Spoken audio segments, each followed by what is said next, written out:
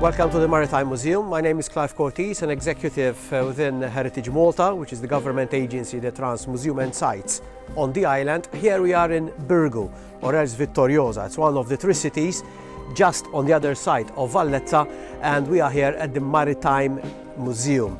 The building originally was built by the British way back in the mid-19th century as a naval bakery. Here they used to produce around between 6,000 and 7,000 loaves a day to supply the Royal Navy. It was a time when Malta was a British colony from 1800 down to 1964. But this building, it's replacing the main slipways of the Knights of St. John.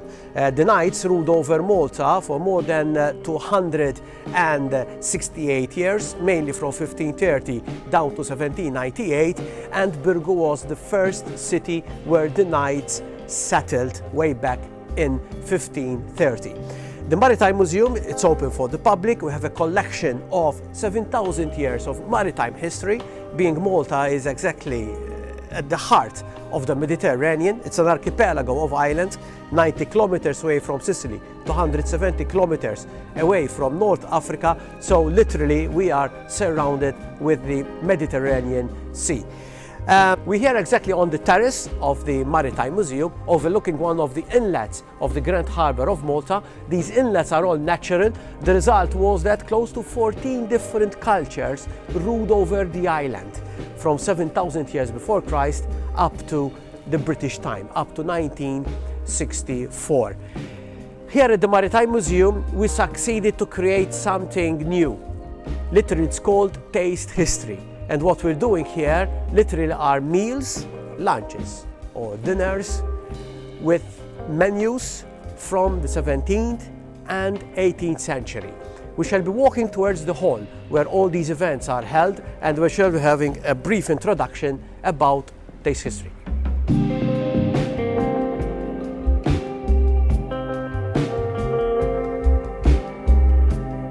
So here we are exactly inside the hall. This is an original hall which was built by the British. It has got quite unique features here, like these columns, and in Maltese we call it the troll, the way how the ceiling it was built. And inside this hall, it's where the Taste History event is held. It's a nice small hall, but it still can accommodate maximum 120 seated on round tables, again facing the Grand Harbour of Malta. So the views here are quite fantastic. Taste History, it's all about how the way we convey the message to the people, to our clients, to our customers. Museums evolved a lot, the way how they literally exhibit and how to convey their own message. And Taste History literally filled up that gap of how to recreate that message. In fact, with Taste History, we succeeded to bring over clients to the museum that before, most probably, they wouldn't visit. Taste History, it all goes around menus. It's all around the history of food.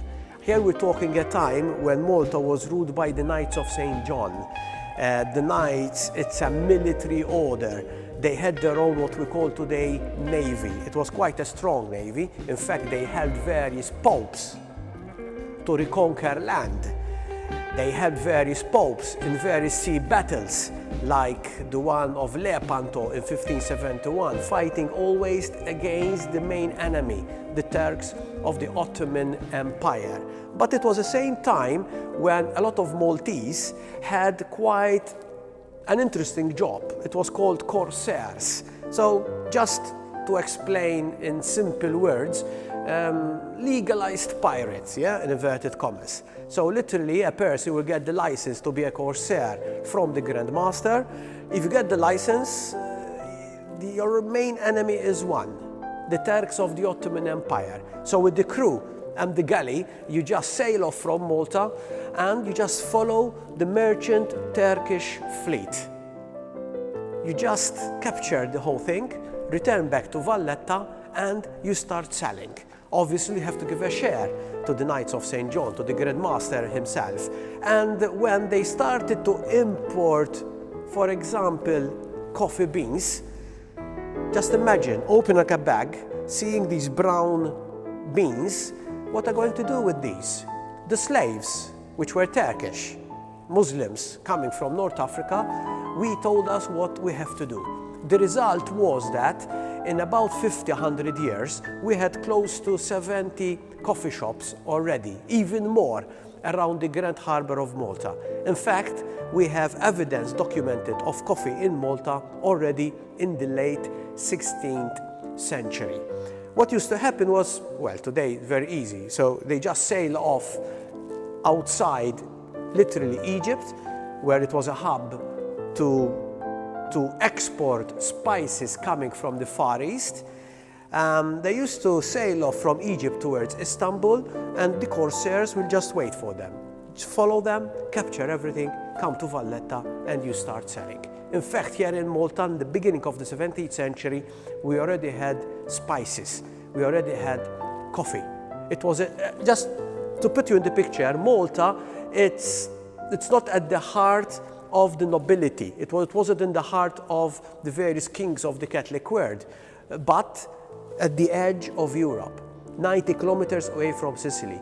And we already had spices coming from the Far East, like nutmeg, like various other spices like vanilla coming from Madagascar, here in Malta. And all this was documented, because as soon as the corsair will enter the port of Valletta, he starts offloading the things, the spices, the coffee that he got from his corsairing.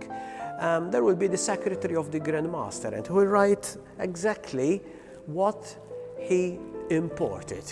We are very lucky because all these documents were written in Italian. What does that mean? Here in Malta, up to the mid-20th century, one of the official languages in Malta was the Italian. So we and the historians can easily read the documents of the last 500 years.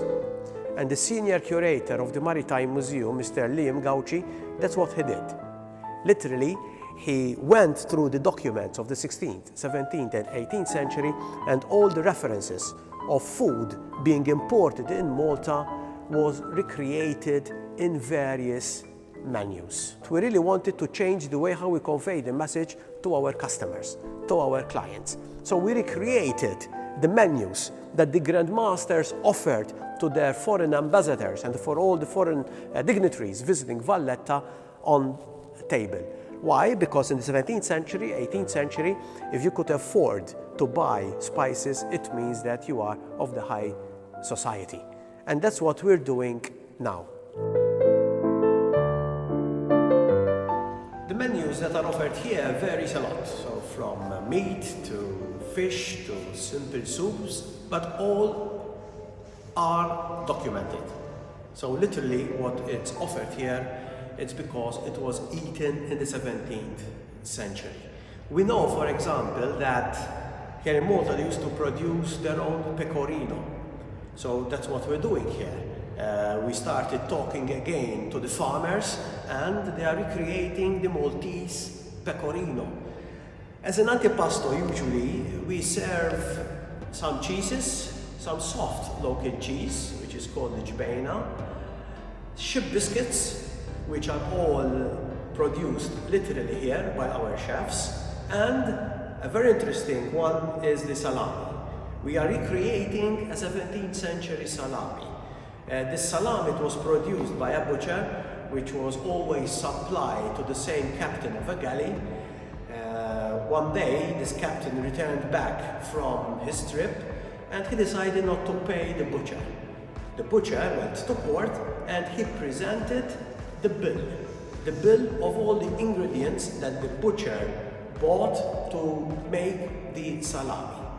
And so the senior curator of the museum, as soon as he found out this bill, we recreated that salami. It's a dried salami, which means together with the ship biscuits and with the cheeses, they can be brought over the galley and they stay for a long period of time. And on the galleys, that's what you needed. Food that it can stay for a long period of time. Here we serve usually a 4-course meal.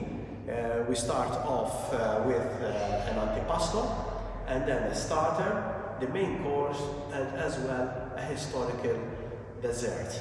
For example, a nice sorbet or some pistachio biscuits, or else as well some ice cream. Obviously paired with wine. All the wines that are offered here are French or Italian, because the Knights of St. John, they never drank Maltese wine. Maltese wine at that time wasn't as good as it is today. So, for example, we know for sure that the Grand Master and the Knights used to drink Chianti, Greco di Trufo, and we had a particular Grand Master, Emanuel Pinto, in the 18th century, that he even drank red wine from South Africa, Grut Constantia.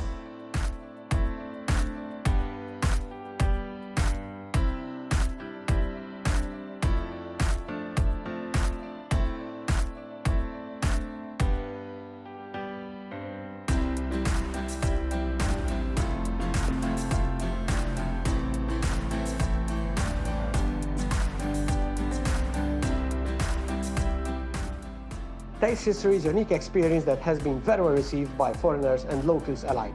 A traditional, historical experience that can be enjoyed in many of our Heritage Malta sites, for both lunch or dinner. I'd like to thank Colours of Malta for this feature and hope to have enticed you to join us for a tasting in the very near future.